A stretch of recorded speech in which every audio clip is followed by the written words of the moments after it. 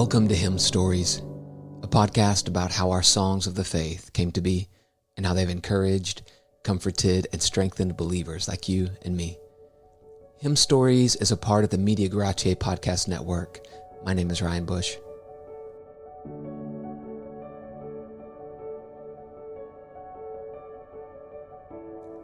On November 3rd, 1724, David and Martha Davies rejoiced at the birth of their son. They were Baptists of Welsh descent and deeply religious. Martha especially was an earnest Christian, and she had prayed diligently for a child. It's for this reason that when the Lord blessed her with a child, that she named him Samuel.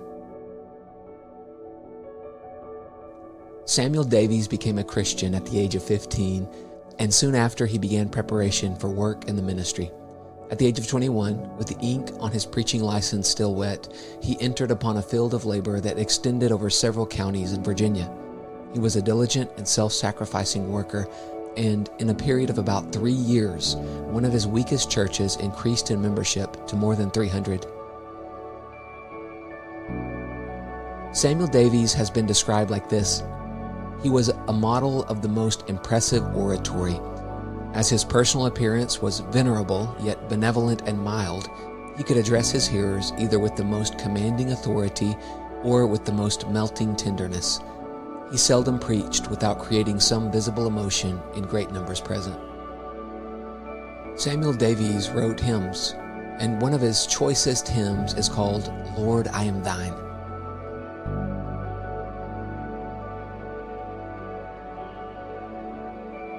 This hymn of total trust and surrender served a certain boat crew well.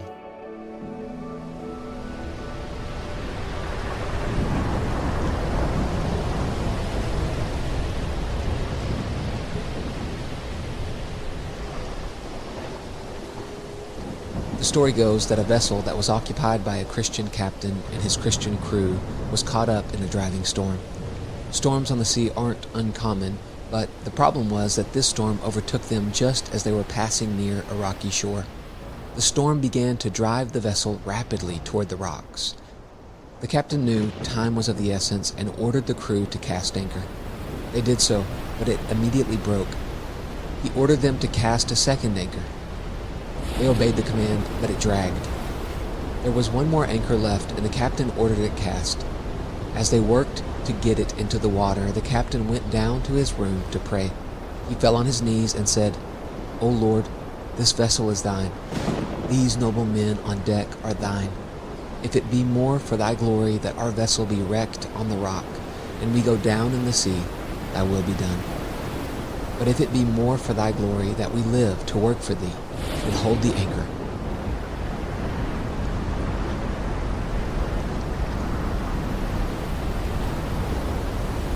Calmly he rose to return to the deck, and as he went, he could hardly believe his ears.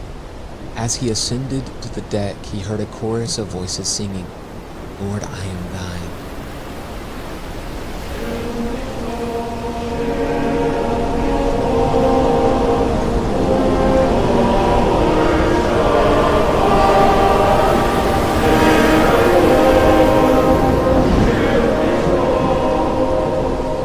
Sounded to him like a choir of angels.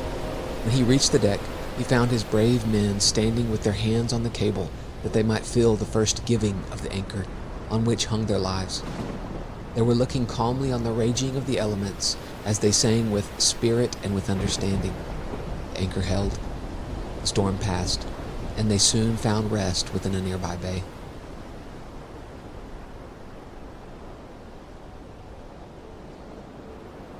In 1759, Davis was elected to be president of Princeton, succeeding Jonathan Edwards.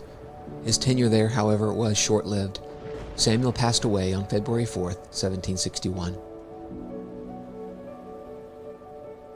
The first sermon he preached of that year was on the text, "This year thou shalt die." He was only 36 when his corpse was laid in a coffin. His mother gazed at her son, for whom she had so earnestly prayed. She said, "There is the son of my prayers and my hopes, my only son, my only earthly support. But there is the will of God, and I am satisfied."